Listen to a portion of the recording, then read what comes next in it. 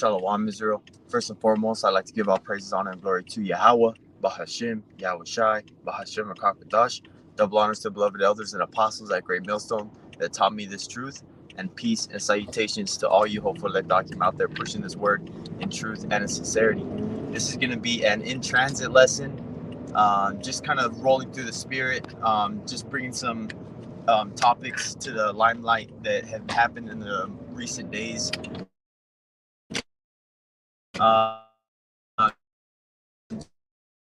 Just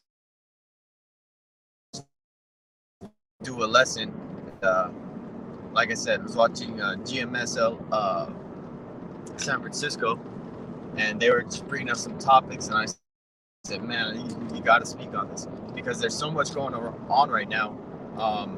So, like I said, I'm going to be all over the place, just kind of speaking on some of the things. But the main things that are happening today, and today is October 19th, that Russia is holding an emergency meeting at the Kremlin, which is their government, deciding whether they are going to make a full-scale war against NATO and its allied countries.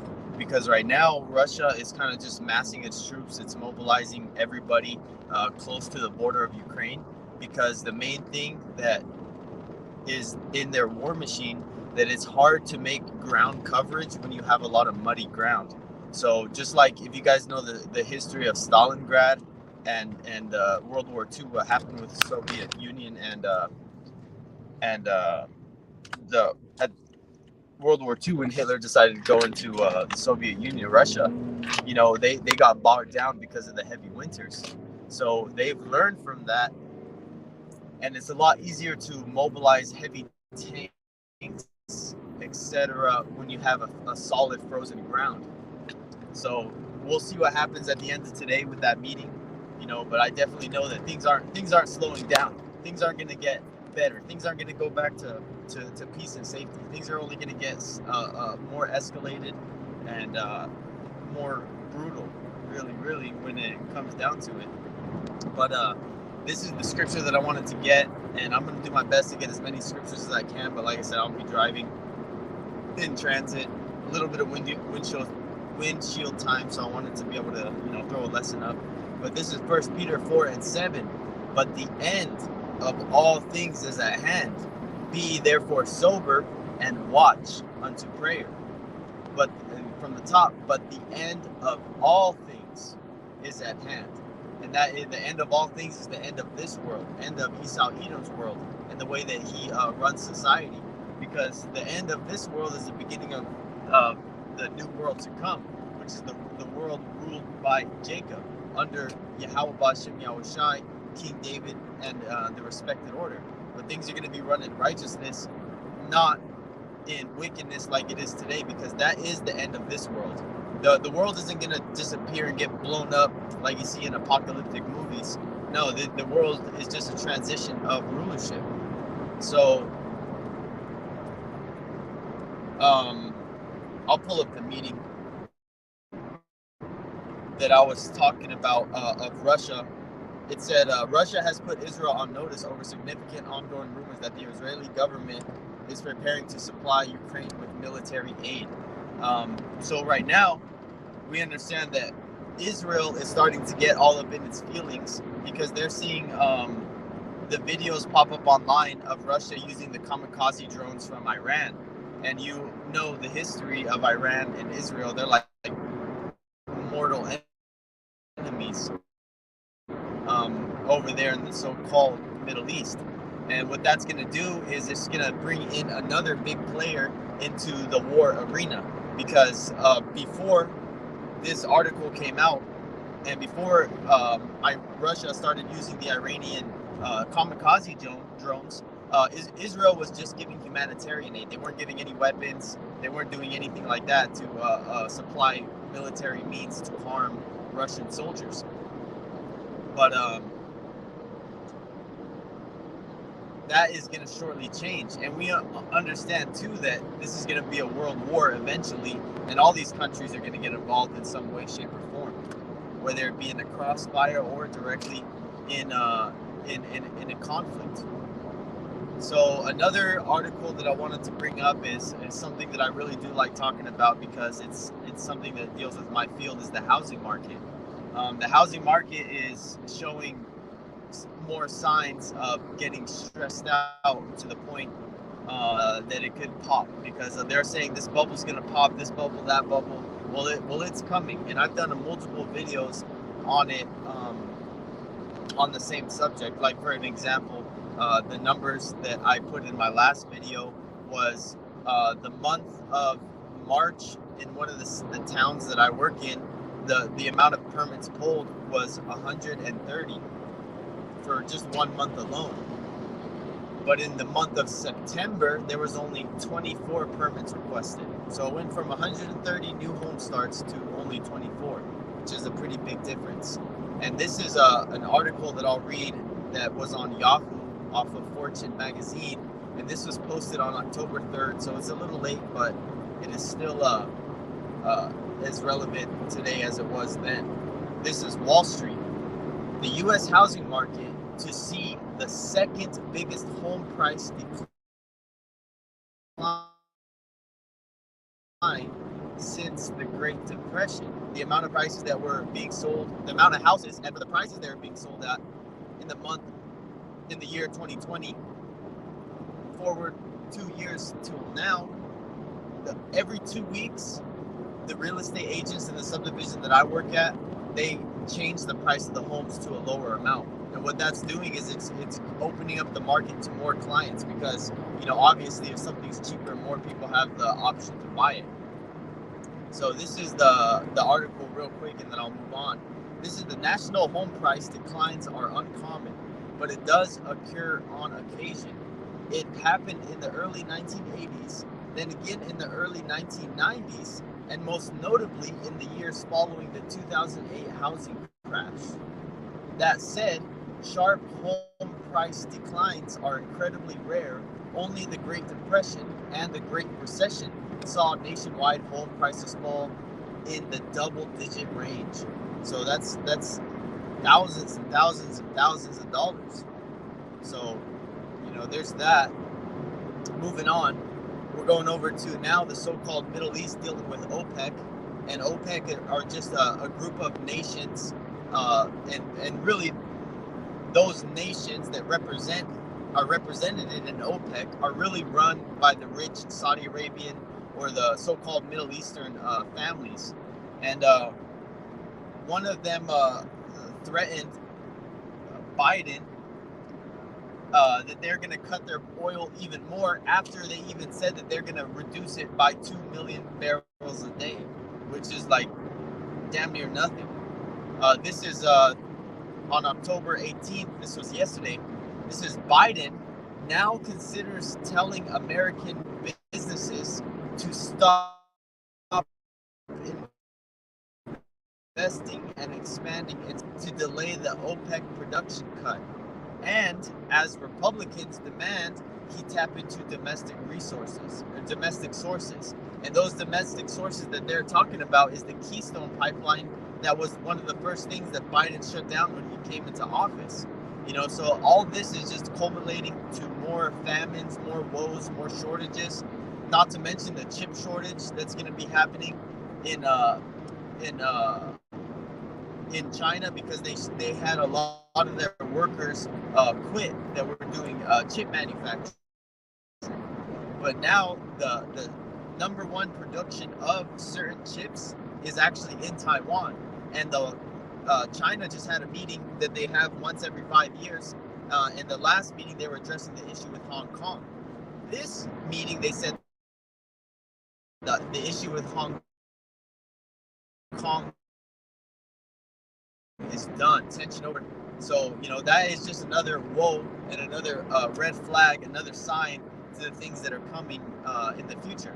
And those are just another birth pain that we're in those days.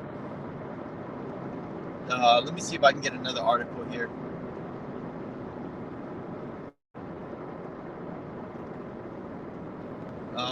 Another one was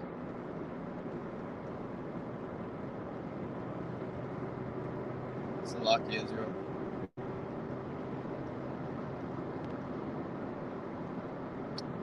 mean, another good thing to note is that China called, and this is the beginning of this week, China called all of its nationals to leave, the citizens, Chinese nationals, to leave Ukraine immediately, to evacuate.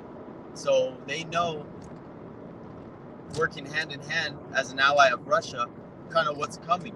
So, like I said, right now Russia's just mobilizing to get into the correct position to be able to make the final full-blown move to take back the regions that were the land that was lost. Slovakia. Like I said, I'll probably do another lesson on some of these things later. Just had a little windshield time, but you know, this is beautiful things that are happening.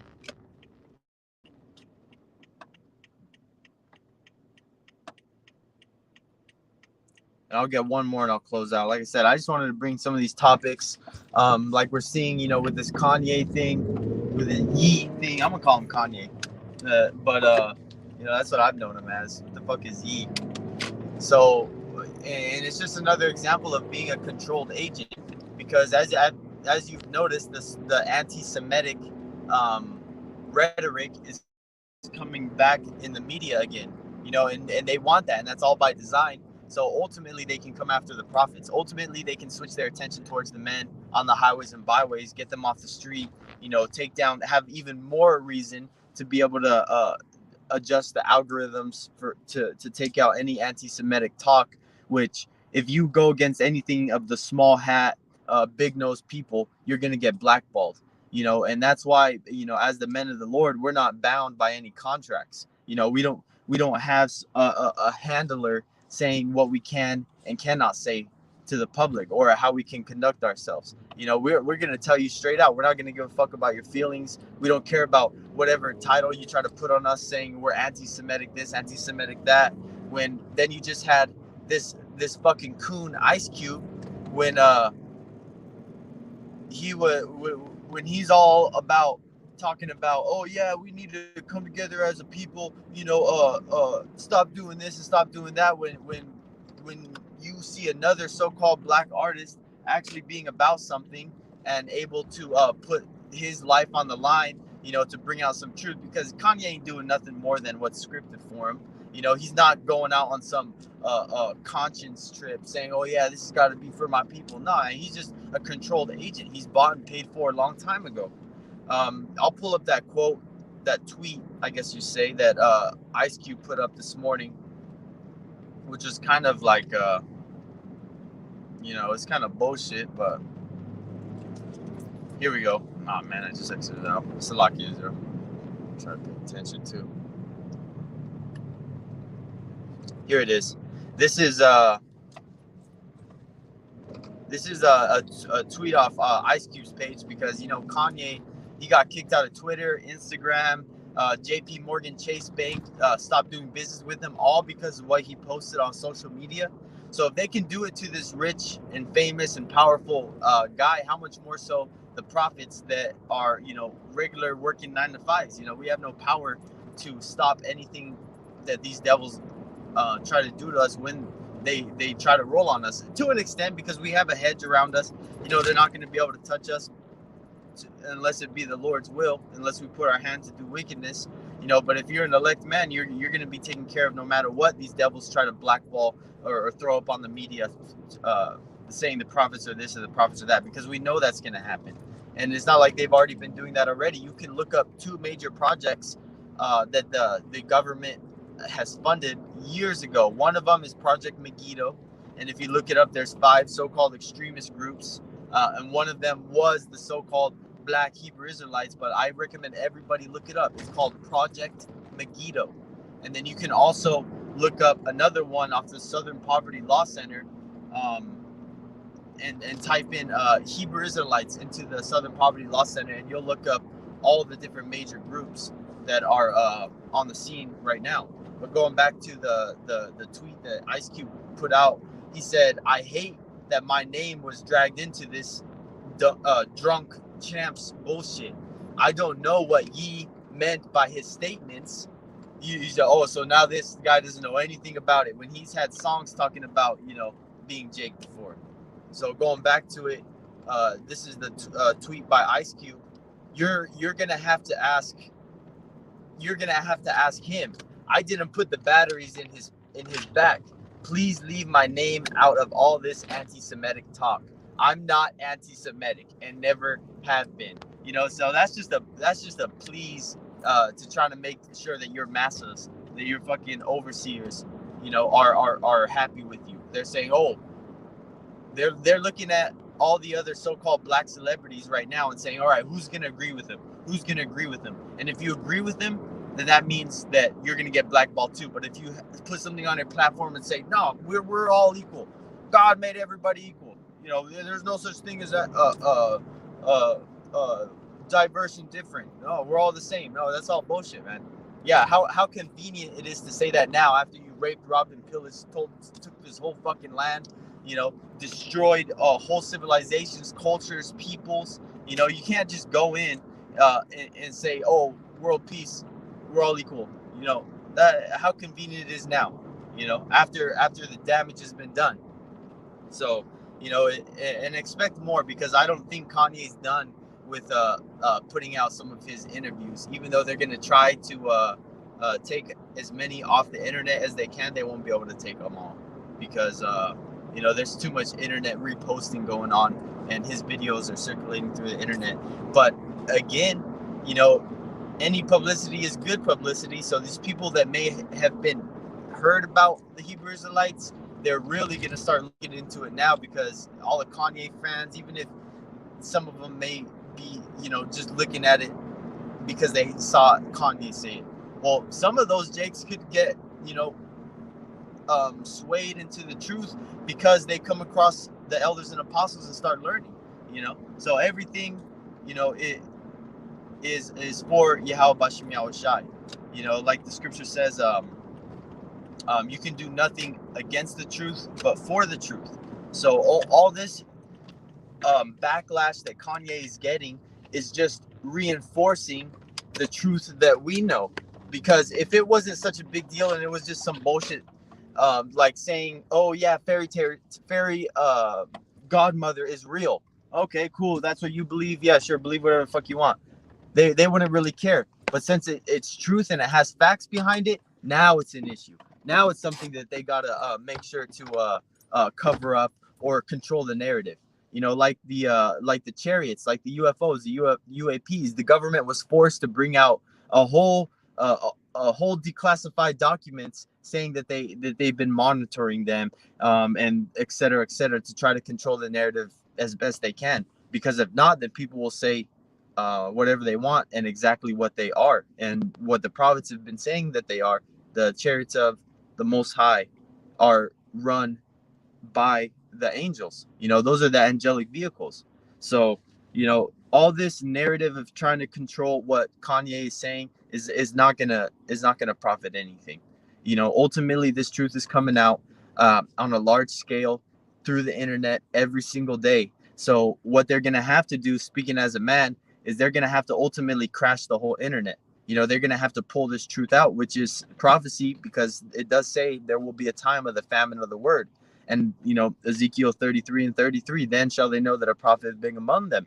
All these people are going to be searching for answers, because when shit goes down, when shit starts to get bad, people mainly ask one question: why is this, why is that, why everybody has access to information. What's the weather like today? Boom, they have it. Oh, is this store open? Boom, they have it. Oh, is this that? No. But when all the EMPs are taken off, or the grid just collapse, because even a nuclear missile acts as an EMP for the shock wave that it puts out. It actually takes out electrical units in a very similar way, especially if it's detonated above ground, much like the same way an EMP does.